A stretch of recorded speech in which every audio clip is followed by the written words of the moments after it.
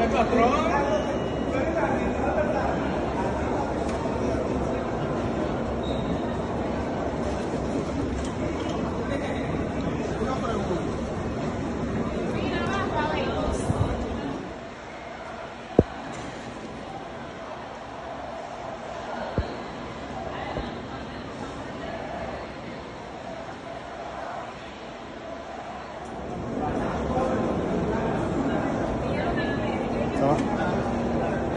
Claro que quería fruta para su marido porque está enfermo, pero yo le dije que no le iba a dar.